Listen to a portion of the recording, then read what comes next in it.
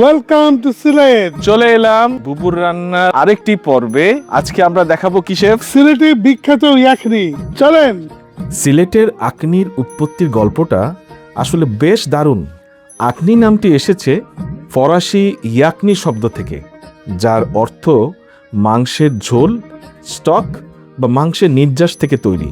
পারস্য থেকে মুঘল আমল থেকে ভারতীয় উপমহাদেশে ছড়িয়ে পড়ে এই রান্নার ধারা। এরপরে আসে সিলেটের সঙ্গে জড়িয়ে থাকা মজার মজার গল্প। 1303 সালে হযরত শাহজালাল রাদিয়াল্লাহু সিলেটে আসার সময় দিল্লির সুলতান আলাউদ্দিন খিলজির সৈন্যরাও তার সঙ্গে এসেছিলেন। সেই সৈন্যদের হাত ধরেই ইয়াখনি ধরনের এই রান্না সিলেট অঞ্চলে চলে আসে। আজ ধীরে ধীরে আকনি শুধু খাবার হিসাবে থাকেনি, সিলেটের সকল ধরনের মেহমানদারি, আকিকা ও পারিবারিক অনুষ্ঠানের অবিচ্ছেদ্য অংশ। আমরা মোট 15 জনের আখনি বানাবো। 1.5 কেজি গরুর মাংস, 1.5 কেজি চাল, আর পেঁয়াজ কুচি, আলু বখরা, তেজপাতা, ধনিয়া গুঁড়া, আদা পেস্ট, পেঁয়াজের পেস্ট, কাঁচামরিচ, জিরা গুঁড়া, পাঁচফোড়ন, রসুনের পেস্ট, লবণ, দালচিনি, এলাচ, আস্ত জিরা, তেজপাতা, জয়ফল, জয়ত্রী, গোলমরিচ, লং। এটা নিয়ে আমরা শিলফাটায় ফিসিয়া রেডি করবো। আখনির বাটা মশলাটা এটা হইলে গিয়ে আমাদের নিজের হাতের ঘি আর কি।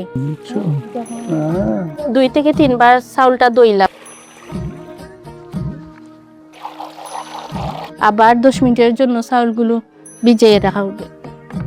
তাহলে ইয়াখনি মিক্স করবো এখন 1.5 কেজি মাংস, গরুর মাংস 1.5 কেজি গরুর মাংস 15 জনের জন্য, রাইট? 15 জনের জন্য আমরা 1.5 কেজি 40 পিস করে। হ্যাঁ, কেজিতে 40 পিস। ইয়েস। পেঁয়াজের কুচি এখানে হবে 2 কাপ। আদা বাটা, আদা বাটা সব 2 টেবিল স্পুন। রসুন বাটা 2 টেবিল স্পুন। হ্যাঁ, বাটা পেঁয়াজ 2টা পিস, পেঁয়াজ, বাটা মশলা, জিরা গুঁড়া, জিরা গুঁড়া 1 টেবিল স্পুন, 1.5। পাঁচফোড়ন, এটা 5 করং 1 2। বাখরের বাখরি গুঁড়া, লবণ স্বাদ মতো 2 টেবিল স্পুন আর 2 টেবিল স্পুন, 3 কাপ। ঠিক আছে।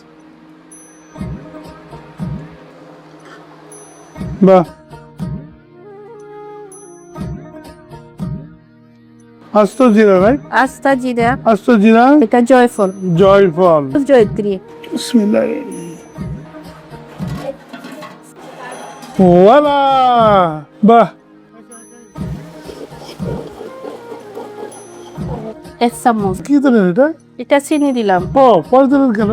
মাংসটা একটু সসি হবে। রাইট, ওকে ওকে ওকে।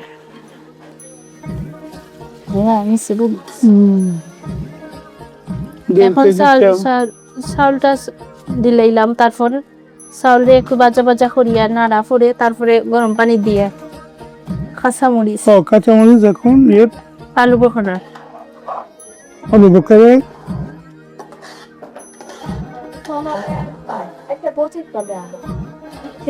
দেড় কেজি পানি দিলাম।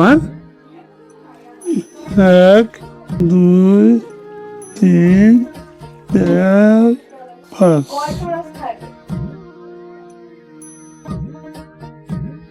20-25 minute. Yeah, not this minute. 20 minute. About 25 minutes. আপনি মজা না হওয়ার কারণে লগিয়া বারবার ডাকনা খুলিয়া দেখা। অনেকে চাউল দেওয়ার পরে বেশি বেশি লাড়াচাড়া করয়। অনেক মানুষ এখন যে আপনি বইলে ফুটে না, এটা না ফুটার কারণে লগি বারবার ডাকনা উল্টাইয়া দেখা, আবার গুড়া, এটা বারবার করা যেত না। মশলার গুঁড়া অতিরিক্ত দিলাই, মশলা বেশি দিলেইলে মাংস টেস্টটা যায় গিয়া, মজা লাগে না। অনেকে আখনি রাঁধতে সময় ঘি দিন না, ঘি না দেওয়ার কারণে এটার মধ্যে একটা যে শুকনা শুকনা ভাব হয়, খাইতে মজা লাগে না, স্মেলটা সে দরকারি কতইছি গিয়া যে আখনি রাঁধতে হইলে ফানি খেউ দে আন্তাজ, মানে মাপ ছাড়া মাংসতে কি ফানি বাড়াইব, তারপরে চাউল কিছু বাজে হইব, চাউল 10 মিনিট ভিজিয়ে রাখলে একটু নরম হইব, পানির পরিমাণ একটু কম দিতে হইব, কারণ আগে তো একটু হই যায় যে গরু মাংসটা কি পানি বাড়াইব, এরপরে চাউল বাজার সময় একটু চাউল কই গেল, এর জন্য 1.5 কেজি থেকে কিছু কম দিতে হইব। 20 মিনিট করে আমি ডাকনা করিয়া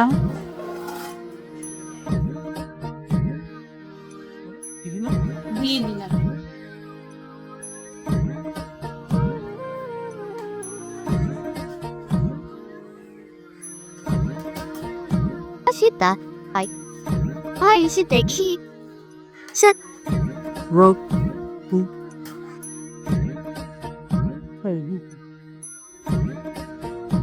Oh, thank you. Thank you, Abba. Yakhni সিলেটে বিখ্যাত ইয়াকনি গরুর মাংস ও মাই গড নেচারাল বসে খাবো yakhni nice and tender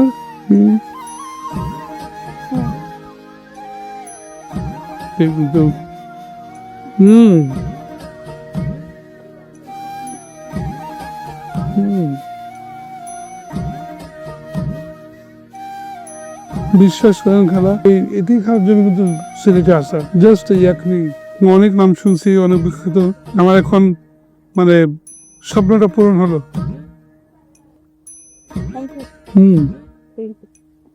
thank you